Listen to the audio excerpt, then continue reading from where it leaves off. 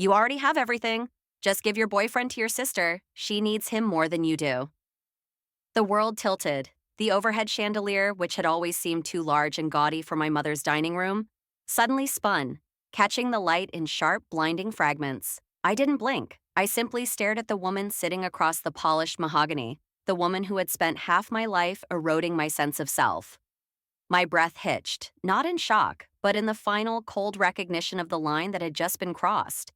Beside me, Liam, my boyfriend, a man who built empires and dismissed the world with a cool, intellectual disdain, reacted with a physical jolt. His fingers, usually so sure and calm, tightened around my hand until the knuckles pressed white against my skin. It was a reflex of pure, protective disbelief. My sister, Clara, sat demurely next to my mother. She looked exactly as she always looked when she was about to ask for a favor that felt like a mugging. Pale, fragile, her eyes wide and wet, radiating an undeserved, helpless sweetness. Her chin trembled just so. "Mom," I managed, my voice sounding distant, almost detached from my own body. "Say that again," slowly. My mother sighed, a heavy, dramatic expulsion of air that was meant to convey her extreme exhaustion with my stubbornness. Her eyes, the same color as mine, were hard and unyielding. "Oh, don't be dramatic, Eliza." I said, "You have enough. More than enough. You have your degree. You have your health. You're financially independent. Clara needs stability. She needs a proper anchor. And Liam is exactly that. You're young. You'll find another one." Liam released a low, dangerous sound in his throat. It was not a word, but a promise of imminent violence. He was cold to the world, yes. He treated most people with a reserve that bordered on frostbite. But toward me, he was a different man, clinging, demonstrably loving, fiercely protective. And he was not a possession to be bartered. "I'm not a commodity, Margaret," Liam said, addressing my mother formally for the first time, his voice a low vibration of ice. "And Eliza is not your holding company. She is my partner." "But darling Liam," Clara interjected, her voice thin and high, a perfect imitation of distress. She leaned forward, resting her chin on her hand, aiming for vulnerability. "Eliza has always been so generous. I just thought if you could just spend some time with me, professionally, of course. I'm just so lost and alone. This moment. This grotesque little tableau. It was the natural, terrible culmination of years of manipulation, born from a sorrow that was never mine to bear. I felt a familiar, bitter chill, and the walls of the dining room dissolved, replaced by a ghost from the past. I saw my mother as a young woman, her face alight with an ambition and a passion my father could never quite capture. When she was young, my mother had loved deeply. She loved a poor, vibrant man named Robert. He was ambitious, yes, but he had no safety net, no guarantee of comfort. My mother's family had struggled for money, and the memory of that lack haunted her. In a choice she later framed as necessary sacrifice, she left Robert and married my father. My father, Richard. He was not vibrant or ambitious in the same loud, theatrical way. He was simply devoted, kind, and sincere. He loved her wholly, providing a life of comfortable security, but he never earned the dramatic intensity of her first, lost love. Years later, the news arrived. Robert had died, leaving behind a baby girl. My mother, consumed by a cocktail of guilt, nostalgia, and a devastating sense of what if, brought the baby home. Clara. That day marked the beginning of her insidious favoritism. While my father was alive, a fragile balance was maintained. His nature, steady, kind, unwavering in his affection for both of us, forced my mother to hold back the full force of her partiality. She could not openly shame me or elevate Clara while Richard was watching. But his health failed quickly during my high school years, and when he passed, the restraints shattered. The dam broke. My mother's favoritism became an open, unrestrained hostility toward me. Clara wanted everything I had, and my mother demanded I comply, regardless of right or wrong, logic or justice. Clara had mastered the art of manipulation perfectly, always playing the part of the pitiful, helpless, and inherently sweet victim, knowing it was the only currency she needed to spend with my mother. I spent my adolescence and early adulthood constantly sacrificing pieces of myself. My favorite sweater, my desk, my choice of college dorm, The pattern was exhausting, and the expectation of my surrender was suffocating. Then came the scholarship. I had worked relentlessly, pulling all-nighters, pushing myself far beyond my limits, and I earned it. A prestigious, statewide academic scholarship. It was a key, a ticket out. Clara, who had always struggled academically and had zero interest in my chosen field, suddenly decided she wanted to attend the same university. The tuition was prohibitive without the aid. That was when my mother cornered me in the kitchen. "You'll have more opportunities," she had told me, not asking, but commanding. Her tone made it sound like I was being selfish for claiming my own success. "You're clever, Eliza. You'll manage just fine elsewhere. Just let her have this one. She needs the structure of that school." The sheer audacity of it left me speechless. But something in me finally snapped. The years of small, quiet sacrifices had taught me that giving up a sweater was trivial, but giving up my future was fatal. "No," I had said. The word was small, but it was the most powerful utterance of my life. My mother's face had changed, the mask of protective pity for Clara slipping away to reveal pure, aggressive anger toward me. "No? You refuse me?" "I earned it, Mom. Every late night, every perfect score. This is mine. I am going to that school." It created the first major fracture, a deep, silent canyon between us that no amount of forced holiday cheer could ever bridge. I went to the university, I used the scholarship, and I began to build my own life, deliberately and physically separating myself from their toxic orbit. But toxic orbits have gravity, and they inevitably pull you back in. They hadn't needed me for anything until Liam entered the picture. Liam was an impossibility, a beautiful anomaly. He was wealthy beyond measure, accomplished, and brilliant. He had an empire of his own making. He was the most beautiful trophy my sister had ever laid eyes on. And this time, the stakes were too high for her to play at being merely sweet. Clara began her campaign. It was calculated and relentless. She tried flirting with him at family gatherings, her voice dropping to a throaty whisper that she thought sounded seductive. He would look right through her, then turn to me, his gaze softening instantly. She sent extravagant, inappropriate gifts to his office, addressed personally. His assistant would call me, slightly baffled, and I would instruct her to send them back. Then came the performance. She showed up at his corporate headquarters, dressed in what she thought looked like sophisticated helplessness, claiming she needed urgent professional advice that only Liam could provide. Liam had his head of security escort her out, instructing them not to allow her past the lobby again. "I'm busy," he would say, his eyes icy or sometimes just no. The sheer cold indifference of his rejection should have been enough to deter her.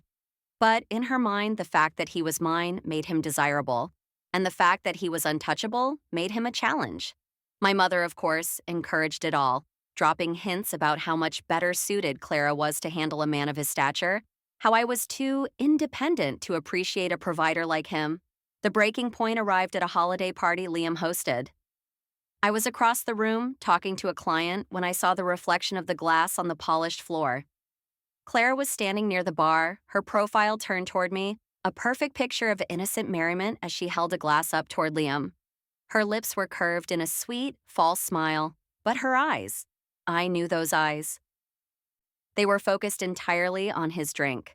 The moment she turned back to the bar, her hand moved with a swift, subtle, practiced motion.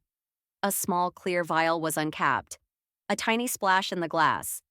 It was so fast, so easy to miss, but I had been watching her for 20 years. I knew what I was seeing. I moved, not running, but walking with a dangerous, terrifying calm. I reached the bar just as she was turning back to present the drink to Liam, her eyes already fixed on the devastating smile she had prepared. I didn't say a word. I simply swept my hand out, knocking the glass from her grasp. It shattered on the marble floor, the rich amber liquid blooming into a dark, spreading stain. The sound cut through the party chatter. Silence fell around us. Clara gasped, looking down at the mess, but her eyes, when she lifted them to me, were stripped bare. The helplessness was gone, replaced by pure, ugly hatred and shock. Her guilty eyes gave everything away. "Clara, what was that?" Liam asked, his voice low and cutting. He hadn't seen the vial, but he had seen my reaction. and he knew me well enough to trust my instinct. I didn't let her answer. She just tried to drug your drink, Liam. She brought something in a vial and poured it in while pretending to toast me. The air crystallized. Liam looked at Clara, and in his eyes there was no disdain, no indifference, only a terrifying, controlled fury. He stepped between us, tall and imposing, separating me from her as if I were a child he needed to shield from a rabid animal. He spoke to her, his voice a lethal, measured hiss that sent shivers down my spine. Don't touch me. Don't touch her. Ever. If you come near either of us again, I will have you arrested and destroyed. Do you understand? Clara crumpled, bursting into instantaneous theatrical tears, exactly as she had when we were children and she wanted my favorite doll. My mother arrived, drawn by the commotion and the sound of her precious daughter's manufactured sorrow. She took one look at Clara weeping and at Liam's face of implacable disgust, and her loyalty asserted itself instantly. Eliza, what did you do to your sister? She cried, rushing to Clara's side. She tried to drug Liam, Mom, I stated plainly, not caring who overheard. Oh, don't be absurd, Eliza. She just wants happiness. She's been so fragile lately. My mother then looked at me, her eyes burning with resentment, and delivered the exact same line she had just thrown at me today.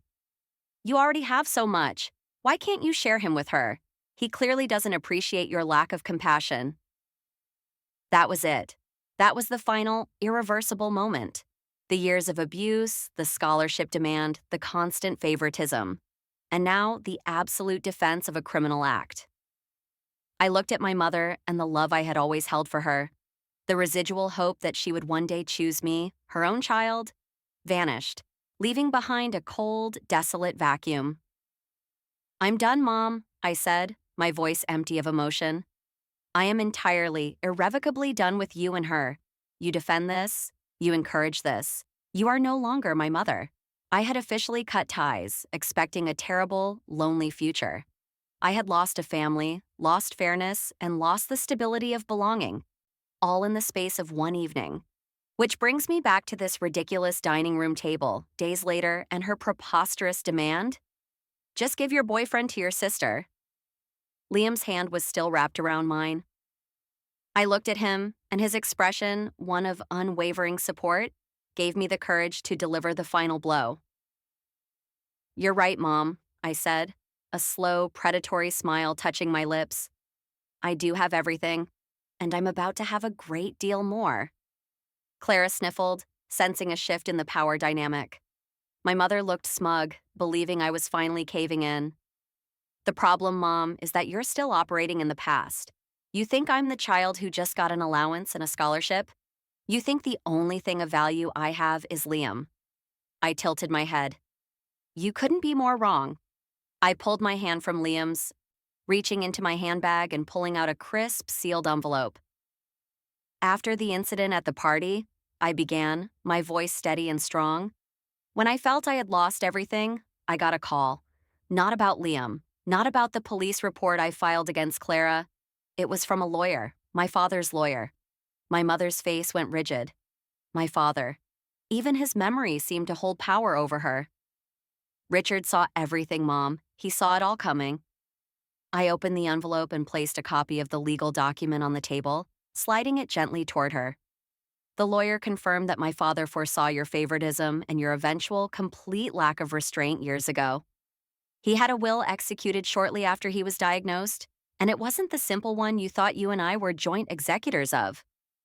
My mother reached for the paper, her hand trembling now, not with manufactured distress, but with genuine gut-wrenching dread. He secretly arranged 3 things, Mom. He protected my future from you. The will leaves all his assets, the house, the savings, the funds, not to us jointly, but solely to me. No exceptions, no caveats.